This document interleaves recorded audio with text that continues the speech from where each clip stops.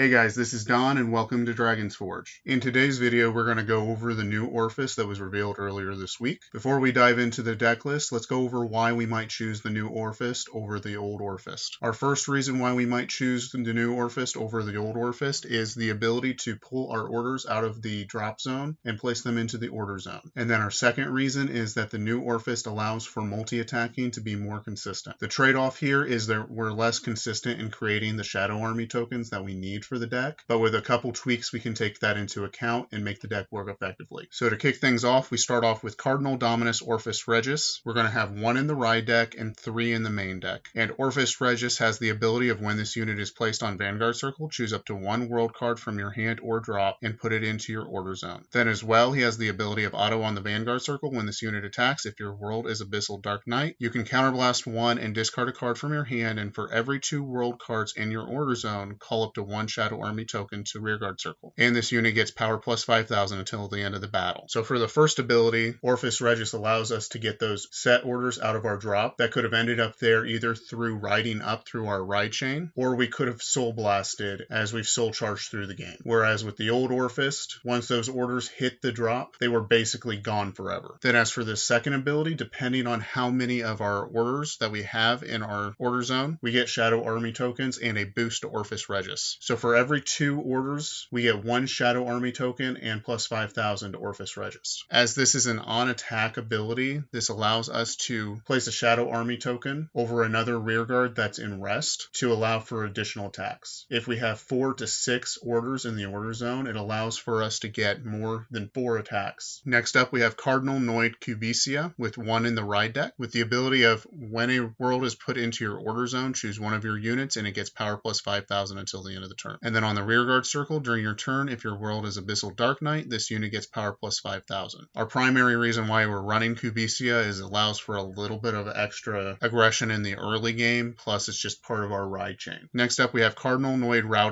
with 1 in the ride deck, with the ability of when this unit is placed on Vanguard Circle, search your deck for up to 1 world card, reveal it and put it into your hand and shuffle your deck. And then on the rearguard circle, during the battle that this unit attacked or boosted, if your world is Dark Knight or Abyssal Dark Knight, this unit gets power plus 2,000. We are mostly running Route just simply for the first ability that we get to activate in the ride chain, allowing us to search for one of our world cards. Next, we have Cardinal Fangovi with the ability of when this unit is rode upon, if you went second, draw a card. This is our standard starting Vanguard, and we're going to run 1 in the ride deck. Now moving on to the main deck, we start off with Overcoming an Eternity. To play this card, it costs 2 Soul Blast, and it has the ability of continuous in the order zone. If your order zone only has world cards, the following effects are active according to the number of cards in your order zone. If you have 1 card, your world becomes Dark Knight. If you have 2 or more cards, your world becomes Abyssal Dark Knight. Then as well, auto in your order zone, when your Shadow Army token is placed, that placed unit gets power plus 5,000 until the end of the turn. So with a single Overcoming an Eternity, our Shadow Army token for that turn when it comes in will end up being 20,000. Overall, this is a really good card for us to gain so much extra pressure, and with this we're going to run 4 copies. Next up, we have Cardinal Draco Decejad. We're going to run 4 copies. It has the ability of continuous on the rearguard circle. If your world is Dark Knight, this unit gets power plus 2,000. If it's Abyssal Dark Knight instead of Dark Knight, this unit gets power plus 5,000. And this power boost is active on your opponent's turn too. And then as well, auto on the rearguard circle at the end of the battle that this unit attacked.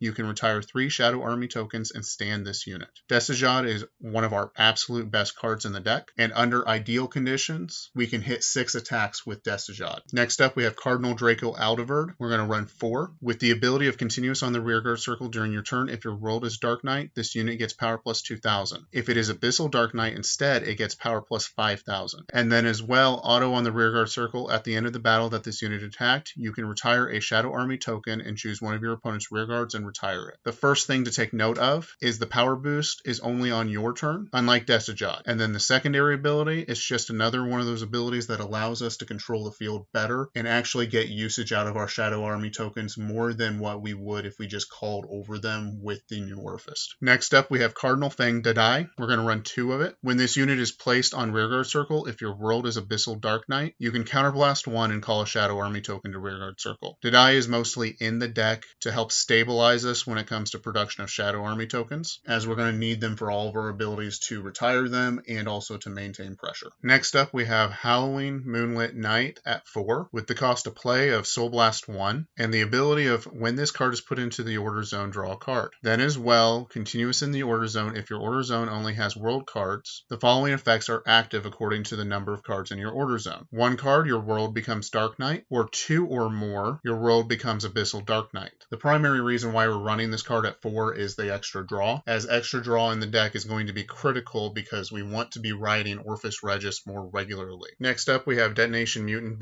Mine at 4, with the ability of auto on the rearguard circle at the end of the battle that this unit boosted. If your order zone has a set order, you can put this card into your soul and countercharge 1. As a side note, once Cardinal Principal Cagula is released in the US, I would replace Mine with Cagula. The primary reason why we're running Mine is the extra soul charge that we get from him, as we use the soul quite a bit for all of our costs, and the extra countercharge doesn't hurt either. Next up, we have Cardinalnoid Thunbarino at 1, with the ability of auto in the rearguard circle when this unit boosts a Shadow Army token. You may have this unit get power plus 15,000 until the end of the turn. If you do at the end of the battle, retire all of your rearguards in the same column as this unit and draw a card. Unfortunately, due to space constraints, we can't really run more Thunbarino, but we do want to run her for the extra pressure that she can generate and the extra draw. Next up, we have Violate Dragon, which is our perfect guard for the deck, so we're going to run 4. Moving into our trigger lineup, we have Star Dragon Deity of Infinitude Edelverd, with the additional effect of double the power and critical of all of your front row units until the end of the turn. Overall, the amount of pressure Edelverd can generate is absolutely huge, especially on a turn where we're using Destajad for multi-attacking. And as it's our over trigger, we're only going to run 1. Next up, we have Patrol Robodecker Cop. We're going to run 4 of it. At the end of the battle that this unit boosted, you can put this unit into soul and choose one of your units, and it gets power plus 2,000 until the end of the turn. Decker Cop just becomes another way that we can maintain our soul if we need to. Next up, we have Cardinal Draco Barbizond